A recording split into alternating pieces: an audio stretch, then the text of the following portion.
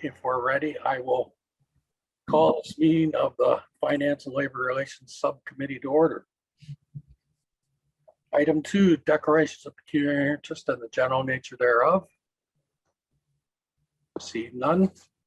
We'll move on to item 3, delegations, none scheduled. Item 4, report of Destination Stratford. 4.1, Stratford, Destination Stratford Q2 update.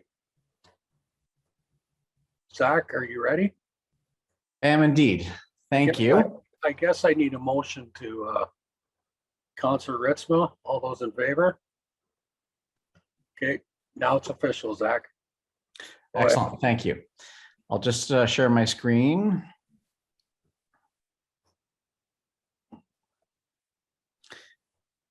Okay. Thank you for this opportunity to once again provide you an update on Destination Stratford's financial position and what we've been up to for the first half of 2021. So as you know, last year, Destination Stratford made several key transformations, including piloting a non-member model and aligning our resources to focus on 3 core activities: destination marketing, destination development, and destination management. So here I'd like to highlight a few selected projects within each of these core activities to demonstrate the overall impact and the return on investment from the city's contribution to tourism. So Destination Stratford remains in a healthy financial position, and we are completely on track with the annual budget. We've brought in 74% of the annual budgeted revenues, and we have incurred 38% of the annual expenses. One thing I'd like to highlight is an unusual expense this year, which resulted from Destination Stratford stepping up to the plate to manage all aspects of Stratford al fresco, including health and safety requirements, liquor with food bylaw oversight, significant staffing. And I'd like to thank Invest Stratford, RTO4, and Stratford City Centre BIA for their financial contributions to this important economic recovery project. But even with these contributions, this project does add a considerable extraordinary financial expense, and we are actively pursuing tourism relief grant funding to help offset that. And I am very optimistic that we will have good news to share on that front shortly. I also think it's important to note that tourism relief and recovery funding from provincial and federal sources, both last year and this year, demonstrate what Destination Stratford can achieve for our community and the tourism sector when we're fully funded.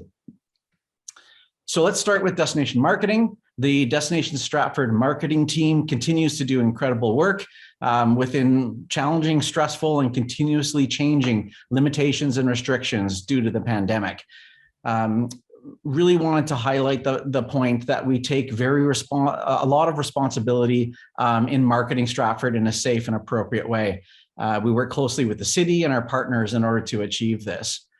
So collated here are some of the marketing metrics for the first half of 2021. This is combining Q1 and the second quarter. Not included here is all of the hard work that happens behind the scenes to create and run these strategic marketing campaigns, as well as providing marketing support to other Stratford tourism businesses and organizations. Nor does it showcase the earned media, such as the recent article in the New York Times, national coverage through the Globe and Mail, CBC, and elsewhere, and the huge social media exposure for the destination from the many influencers that are brought here by our team. During this tourism recovery phase, where domestic travel is possible, but international travel is not, Stratford has a golden opportunity to attract a whole new audience of domestic visitors. And that's exactly what's happening right now. Our metrics are telling us that visitors from a younger demographic, largely from the GTA, are exploring Stratford, and many of them for the first time. I was in Market Square yesterday at around 1:30 p.m., today also at 1:30 p.m., and was delighted to see all the alfresco tables occupied with diners. This is on a Monday, which is traditionally the quiet day with no theater and many businesses closed. Winning over this new demographic represents an enormous lifetime value as Stratford becomes a destination of choice with increased frequency of visitation for many years to come. Our marketing efforts are highly attuned to this opportunity and will help position Stratford to build towards a stronger and more robust year-round destination as we continue to navigate through the pandemic economic crisis and recovery. So next up is destination development. We've been hard at work adding and supporting net new experiences to the destination with a focus on economic recovery, legacy value, and activities that are pandemic proof. We work with partners on increasing cultural opportunities through programs such as the Destination Animation Project, which this year helped fund 12 experiences such as Here for Now Theatre, Stratford Dock Music, Perth County Cycling Tour, and many others. In terms of Destination Stratford specific development projects, there are a few I'd like to highlight. So as I've already touched upon, Stratford Al Fresco is a unique Made in Stratford initiative that leverages our public spaces to maximum effect by providing increased dining capacity for our restaurants and culinary providers that's both safe and permitted within a variety of COVID health and safety regulations and restrictions. In addition, the pilot bylaw allowing alcohol with food has created a brand new tourism draw. And I applaud City and Council support for this initiative and taking a European approach to liquor with food in public spaces when other jurisdictions, most notably Toronto, have not. I look forward to reporting on the overall economic impact of the Al Fresco program later this year and hope that Council will agree that it should continue into the future. So although Lights on Stratford is a wintertime festival, we decided to invest in summer pop-up displays to provide more economic recovery opportunity for the local tourism sector. From the continuation of the Hope sign in Market Square, which hopefully you've noticed was just refurbished last week as it was never intended to be in place for more than 3 months, and we're over a year now, to the giant heart installed at the Stratford Festival Theatre, to the lighted Tom Patterson Island Bridge and canopy of lights overhead the al fresco tables. We're really thrilled with the overwhelming positive reaction and widespread sharing of these installations. I'm also pleased to report that we're on track to have funding in place for this winter, with the festival running for 6 weeks from December 17th through to January 28th. More on this in a little bit when I talk about grants. Also, stay tuned for some very exciting news about a prominent international light display that will be featured in Market Square this winter. Stratford will be the Canadian premiere of this unique and interactive installation. And we'll also be launching the Shakespearean Gardens of 1,000 Lights, which unfortunately we couldn't launch last year, but we will this year.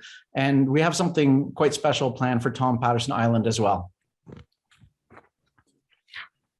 Our culinary trails continue to be in high demand. And as restaurant indoor capacity came back online, we were thrilled to be able to relaunch the popular Bacon and Ale Trail, which was not here last year. These experiences not only provide a direct economic recovery opportunity to many of our local tourism businesses, but they're also a safe tourism draw that's unique to Stratford, and they result in a large level of social media engagement and exposure. We're also continuing development of our popular self-guided audio walking tours. I hope some of you have taken part in these. We have now 9 tours launched to date, and we're just working on a 10th one this month in collaboration with the Stratford Festival, and its theme is Tom Patterson. In case you're wondering, the Justin Bieber tour continues to be the most popular one by quite a stretch. So with a focus on diversifying our tourism offering, we continue to lead a collaboration with Perth County, St. Mary's, and Cycle Stratford in developing cycle tourism, which is one of the fastest growing tourism sectors. Destination Stratford has developed a new cycle routes map that includes city, rural, and gravel routes within Stratford and throughout Perth County. The unique Z-fold print map will be distributed to visitors and tourism operators when we receive them later this month. We've also worked with Cycle Stratford to create new detailed digital versions of all of these cycle routes, which are live now at visitstratford.ca/cycle. We meet frequently with our cycle tourism partners and are actively pursuing a county-wide cycle infrastructure strategy, as well as collaborating on government funding opportunities. Destination development and tourism infrastructure, as I'm sure you know, require significant resources. We've been hard at work applying for tourism-related development grants with over $1 million applied for, and that's for Stratford-specific tourism development projects. I'm really pleased to report that Destination Stratford has successfully secured just under $200,000 in provincial funding for the 2021 Lights on Stratford Festival of Winter Lights. We've also applied for several tourism development grants that focus on expanding our public bathrooms, in particular for the boathouse facility, to increase the number of washroom stalls there from 3 to 6, and upgrade them from seasonal to year-round, incorporating best practices for accessibility and environmental design.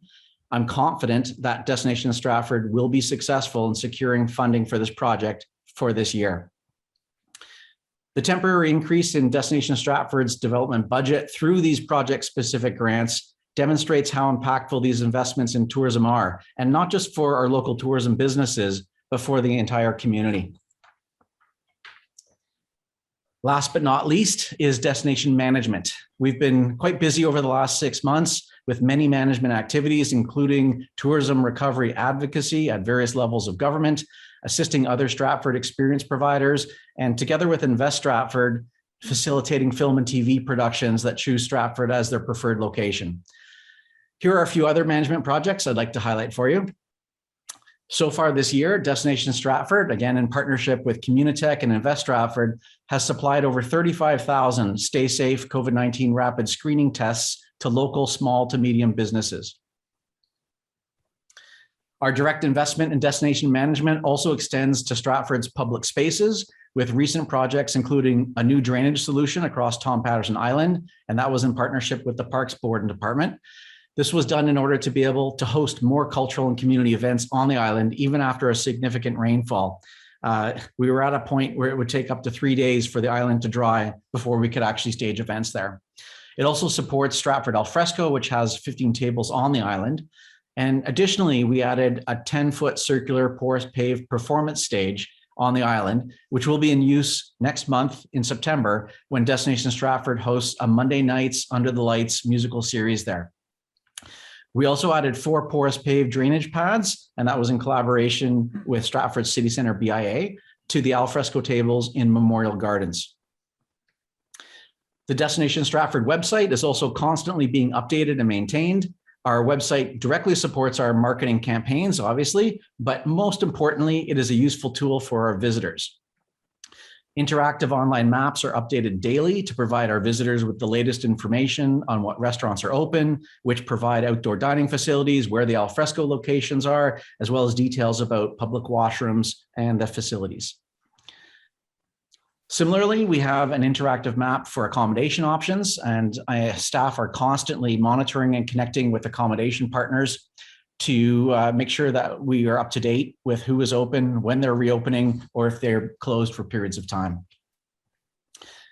I'm pleased to report that there is no shortage of things to do in Stratford presently. As the economic reopening continues, our destination events calendar is filled up rapidly, and our team works with experience providers to keep this calendar up to date and to help promote these local experiences to our visitors across our marketing channels.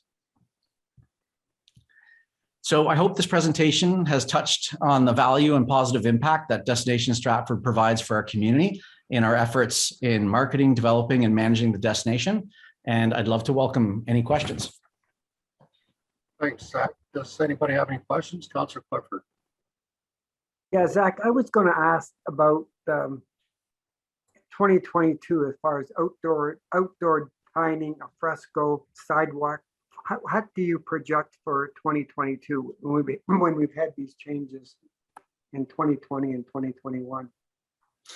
Well, as I mentioned in the presentation, it's my hope that we've demonstrated that this is something of value and this has strong lifetime value that should be continued.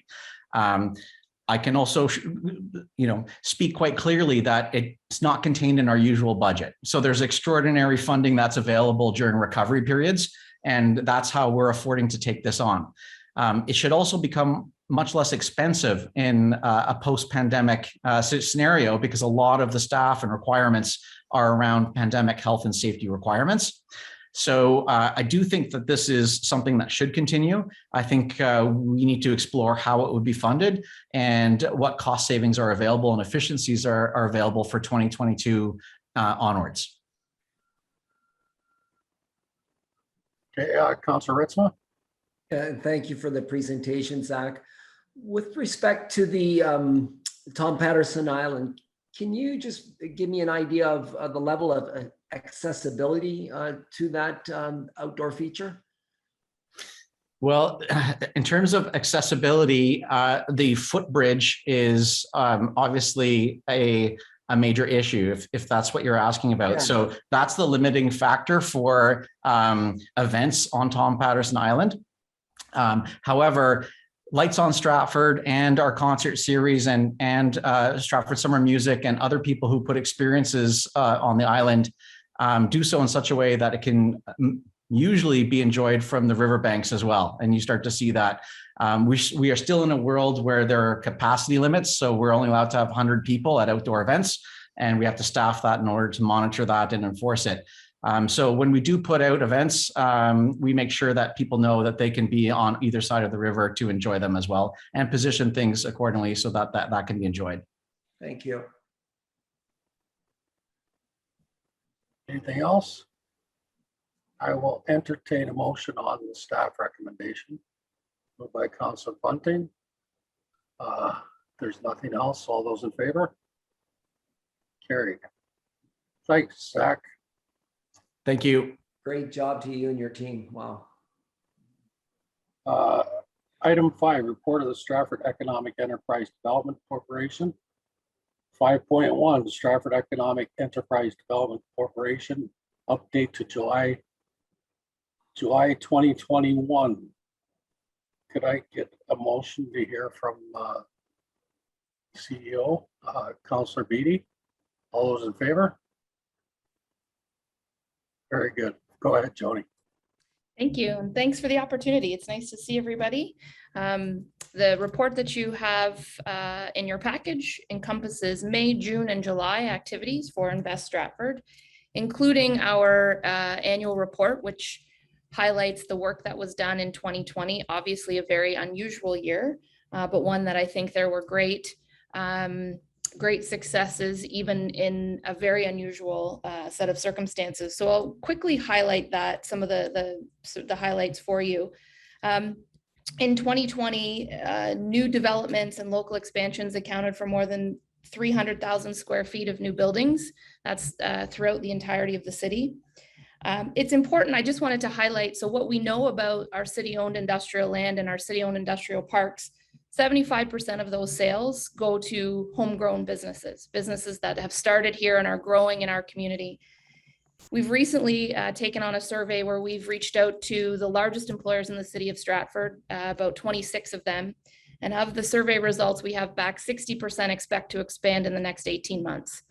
So from an industrial and commercial perspective, we continue to be a very, very ideal and highly sought after environment to grow one's business. And the nice part about having the industrial land and having the opportunities for those larger companies is that the smaller ones growing and starting have the opportunities to locate in the warehousing and in the industrial space that the companies that are growing outgrow. So it's very much a cycle that continues to repeat, and we see that quite frequently. Very quickly, we've talked a lot about task force initiatives, and I give a great deal of respect to Zach from Destination Stratford and Rebecca at the BIA and many of our partners, Eddie at the Chamber as well. And we've talked about this a lot in the last 18 months, but our task force related activities were a huge highlight for us. And I don't think any community in the research we've done has brought together the organizations and the volunteers in a way that Stratford has. And I will say that I give council a great deal of credit for that, because you made it so that we could execute very quickly and rapidly. Like attracts like, and activity attracts activity. And I think when you gave us the green light to do so many of the wonderful things we could do last year, you saw from Zach's report that we're able to replicate that now in 2021 and beyond. So overall, with all of the various grants that we had and the activities and the investments from our local businesses, it's about a $3 million direct economic impact to the community, which is outstanding in a year where we were very fearful and unsure of what the year would look like. The Stratford Center for Business is also a great highlight we like to talk about a lot. So that's the line of business that supports our entrepreneurs. 174 entrepreneurs and small businesses supported via the work through that line of business. These are the Main Street businesses. They're the online businesses. So many businesses created websites, started selling stuff online, had curbside pickup, much of what they were not expecting at all. And so, lots of kudos to the entrepreneurship team here for the support they provided our small businesses. Really quickly, a budget analysis, because it is the Finance and Labor Relations Subcommittee, and so we like to talk numbers. No one likes a spreadsheet more than I do. Some highlights there for you. So we did reduce our budget by about 9% when requested, when we're not sure about some revenue risks. So that is reflected in the report you have. I wanted to let you know that our provincial funding does fluctuate based on timing. So our small business center contract with the province of Ontario is a 3-year contract, and it is a March 31st year end, which does not align nicely to a city December 31st year end. So every once in a while, we get a little bit more money in a calendar year than we do. So that variance in our budget is reflected there. The grants that are included are our federal amounts for investment attraction and the provincial amounts for the housing project. And members of council a month ago did receive that project. So the Ontario government through OMAFRA funded the work we did to bring forth a number of recommendations to help increase the housing inventory in the city. Our operational expenses were less than budget. We all picked up and went and worked from home. So that certainly reduced some of our operational expenses.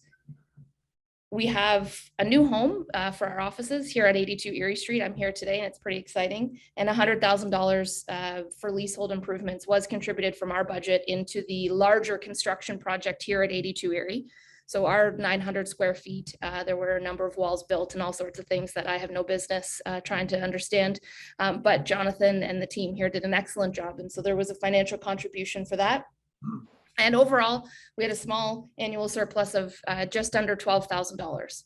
So our board does have a reserve fund. It is restricted by the board of directors for special projects. It generally does not go towards operating. And as Zach mentioned, we did make a contribution this year to the alfresco project through Destination Stratford using that reserve. And that's a board decision for that money. So that is the annual report. It's always a very reflective experience to sit back and think about all the things you've done in the past year, especially when it's a number of months removed. And so it's a pleasure to bring that to council and to highlight the work that was done.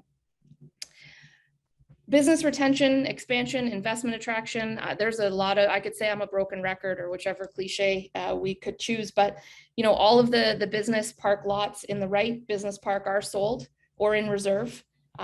One of our lots in the Crane Avenue West Business Park, the newest business park, is also in reserve, and there are a number of active leads on the other 3 lots. I wanted to let you know that we started in 2021 an investment attraction advisory committee, and so we've reached out to a number of individuals, some that live in the city, some who have a very keen interest in the success of Stratford, and asked them to support our team and our board as we're thinking about investment attraction. And so Flavio Volpe, who is the CEO of the Automotive Parts Manufacturers Association, Roy Norton, who's recently moved to Stratford and is a former federal government trade commissioner and employee, Deanna Horton, who many of you may know, is a former Japan, Canada, worked with the ambassador, and Trish Dill, was the former director of the Ontario Investment Office. So those 4 individuals are meeting with us twice a year to go through strategy, countries, various projects, trade agreements amongst Europe and some of the Asian countries that would help our companies locally be even more successful. But we really wanted to bring together some of the experts we know in the field, talk about things like electric vehicles and what that means for supply chain, all of the cool and interesting things that are happening.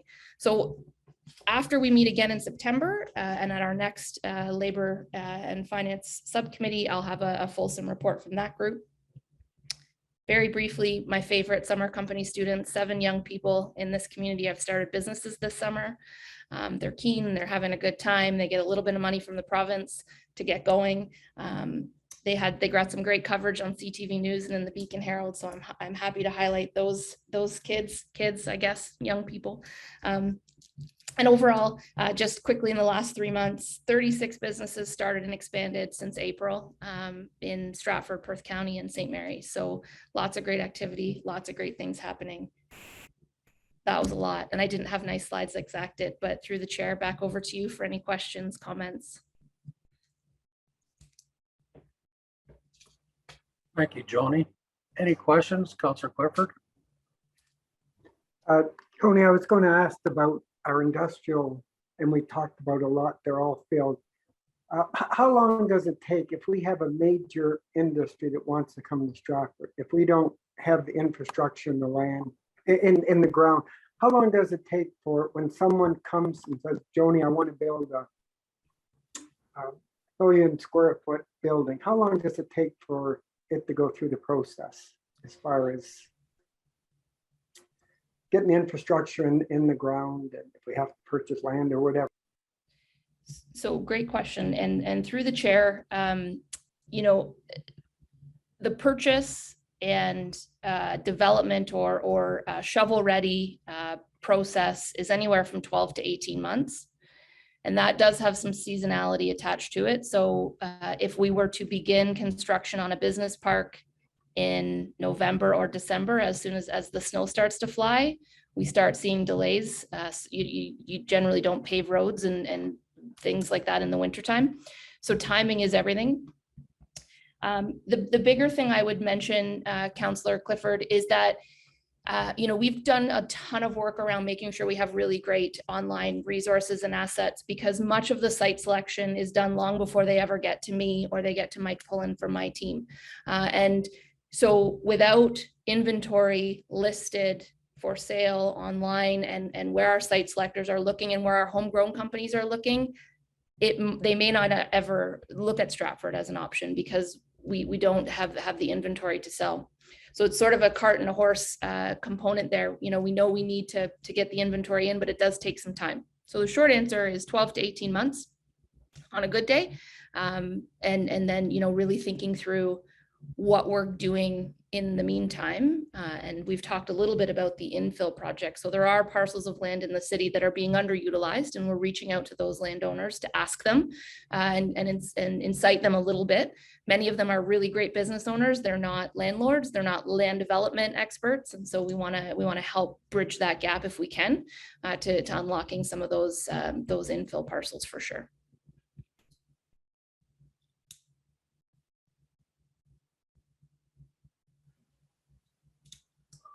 Thanks, Joni. Councillor Ritzma. Yeah, thank you, through the chair. And you touched upon this, Joni, with regards to lots or sites or vacant former factories. Mm-hmm. Do we have many in town that are possible sites for location of new industry coming to town? Yeah, so we were able to deploy a project and through the help of the IDS team here and the GIS crew, there's about 100 acres total. That's broken down into anywhere from just shy of under an acre, 0.8 acres, up to about 10 or 15. In some cases, a little bit larger than that.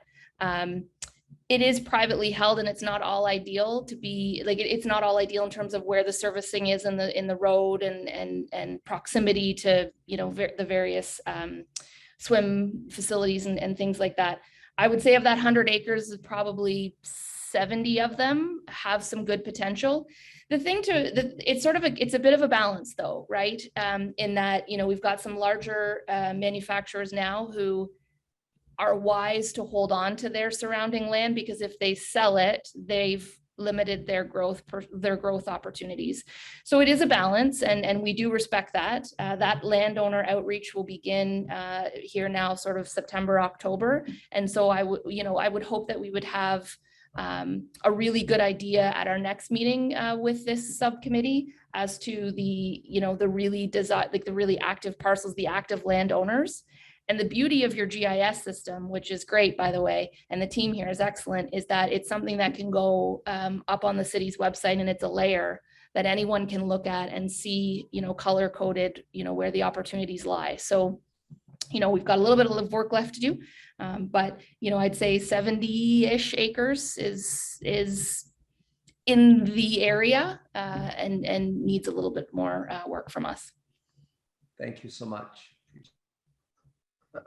Thank you, Joni. Councillor Clifford.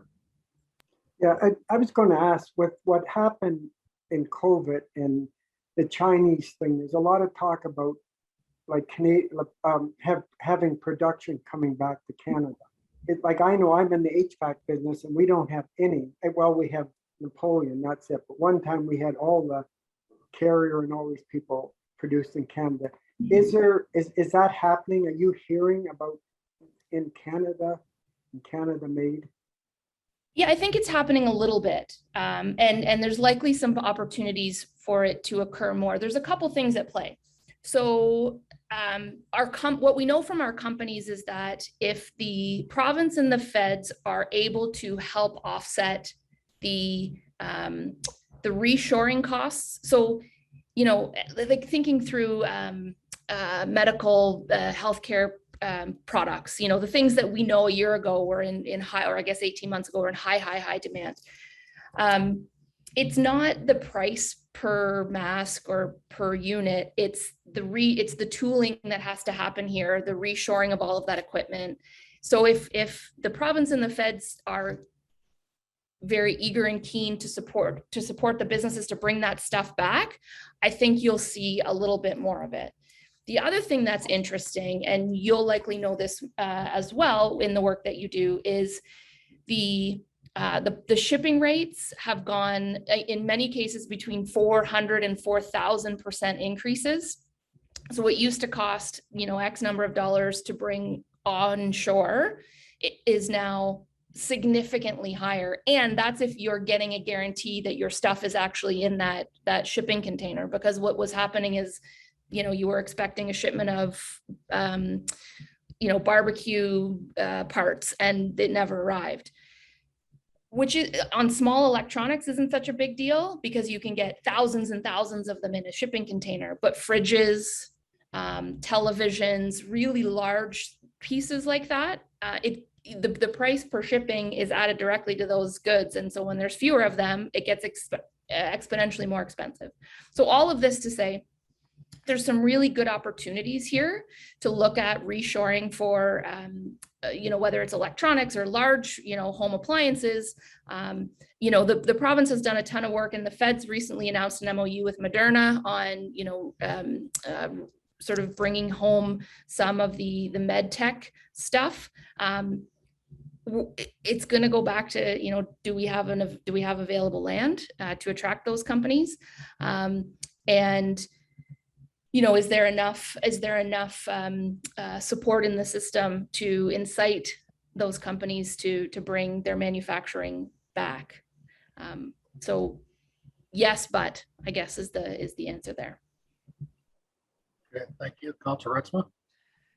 And this, you may not be able to answer this, but how much of a factor is labor force? When I know land is one thing, but also if they build, then they need the labor force. How much does that come up into conversation with prospective, new industry, new business? Every time. Yeah. Every time. 3.6 unemployment rate in this region at the end of the end of July is a wonderful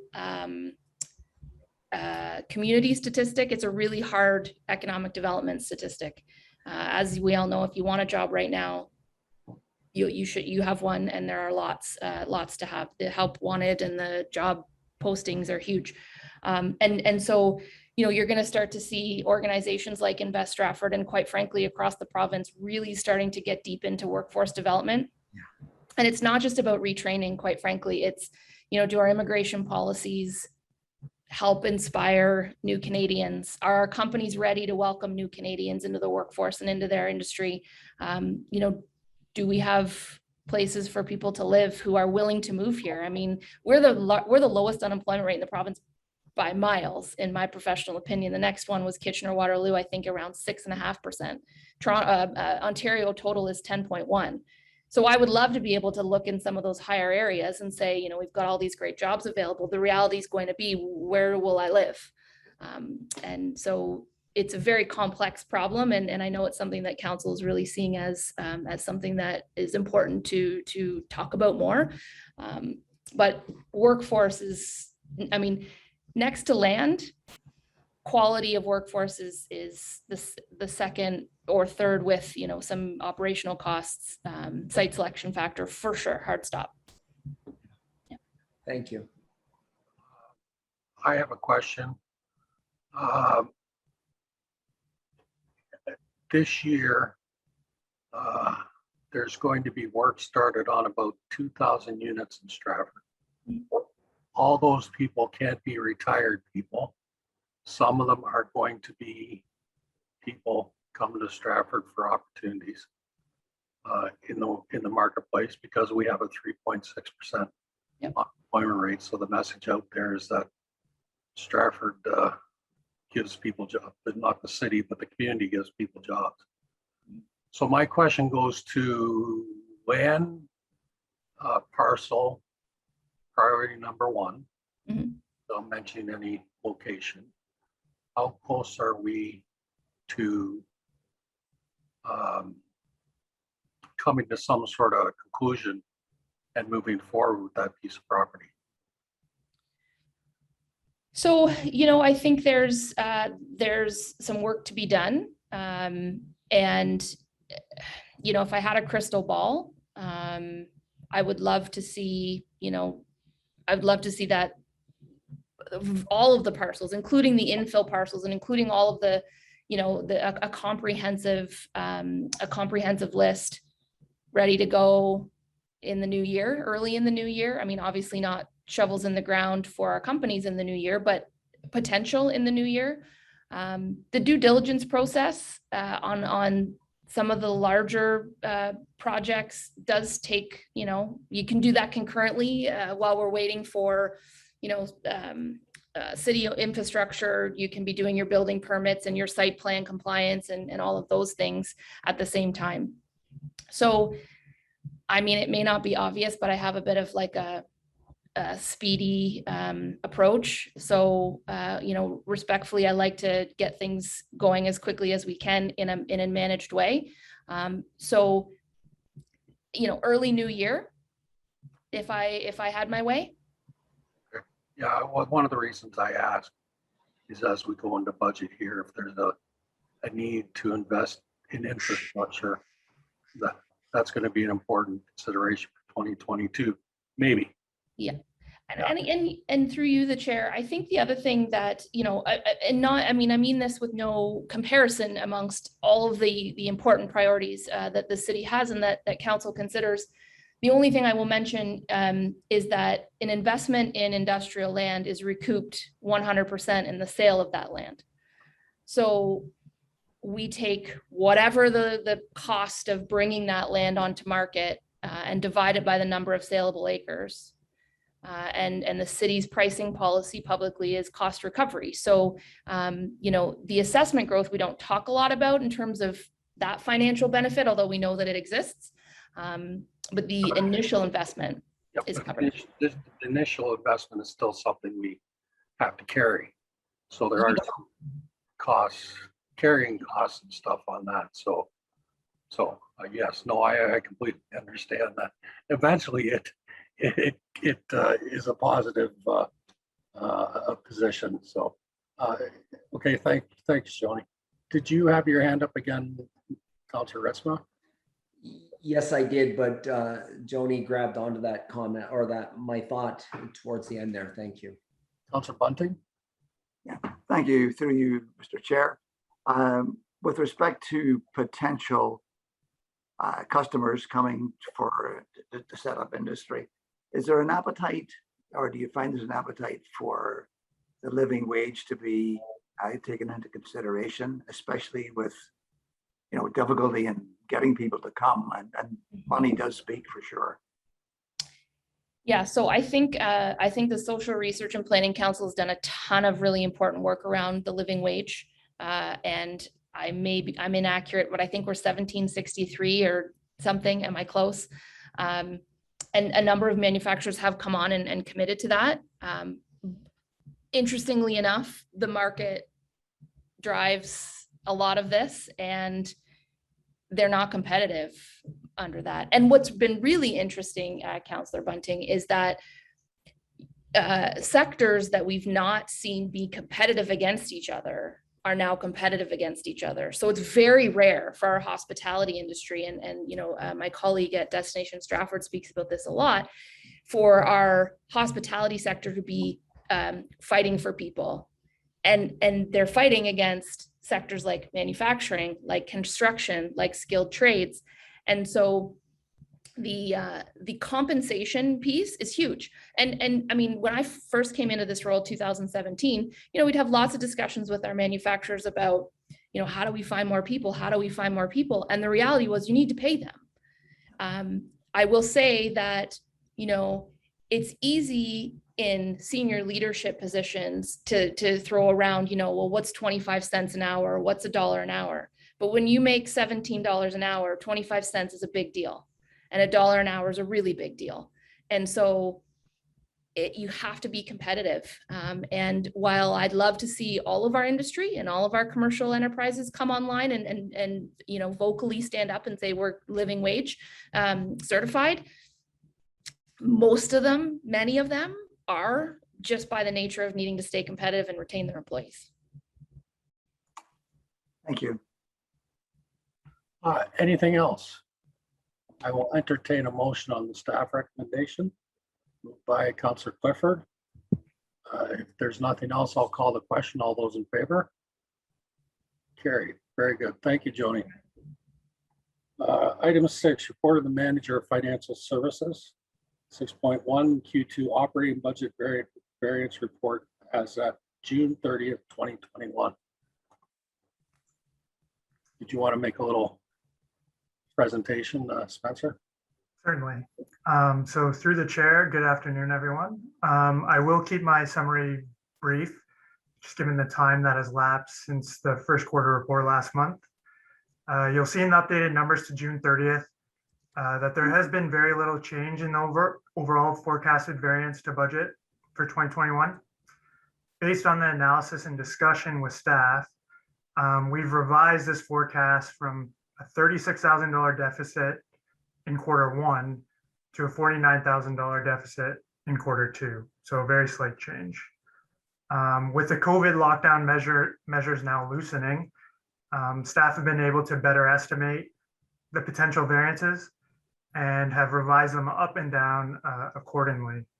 So a couple of departments that I'll just kind of touch on quickly with revised estimates include recreation. So it was originally forecasting a $500,000 loss, or sorry, $600,000 loss in revenue. We've now revised that down to a $500,000 loss, just given that everything is starting to open back up. Another department that I'd like to focus on is the police department. They were originally forecasting a surplus of $448,000, and we've now revised that down to $390,000. And this was a result of an unexpected sick payout. So you'll see from the attachment provided that the remainder of the departments are tracking to budget. There are some departments that may appear out of line just based on the percentages, but please keep in mind the timing of expenses. Some expenses in some of the departments tend to occur in quarter 3 and quarter 4. So expect those percentages to normalize. As well, we historically do some year-end entries. And so that's another factor that will normalize those percentages in line with budget. Staff and myself will continue to monitor the expenses and revenues to ensure they remain on target, and we will address and mitigate any issues as they arise. So looking forward to quarter 3 variance report, we're expecting to present that to council, to the subcommittee at the October subcommittee meeting. I'd now be happy to answer any questions through the chair. Anyone have any questions? Councillor Ritzman. Yeah, and through you, the chair, this may not be a question for you, but I put it out there. I know ridership numbers and the income from transit are significantly down. Has there been any further discussion with regard, because of the changes in ridership and income, further changes that the type of services that transit service that we're going to offer the public? And if you can't respond to that, then I appreciate it. Through the chair, yeah, I'm probably not the appropriate person to to address that, but I can get back to you with an answer. Okay, thank you. I have a couple questions. Did that announcement from the ministry this morning make a difference, or is it going to make a difference, or maybe you don't know yet? There's a couple programs with some money attached to them that we got a notification on, but maybe not. Through the chair, I am not familiar with that as of yet. Yeah. Okay. The other question was, how's the budget coming along? Pretty The good. budget is coming along well. We've sent out the schedule and we're working on the salaries at the moment. And we are putting together information for the pre-budget meeting. So everything is going as planned. Yeah. Okay. Anybody have anything else? I will entertain a motion to accept the second quarter report for information. Councilor Resma. All those in favor? Carried. Thanks, Spencer. Item 7, next subcommittee meeting, September 21st, 2021 at 3:30 p.m. I will ask for a motion to adjourn. Councilor Bunting, all those in favor? Carried.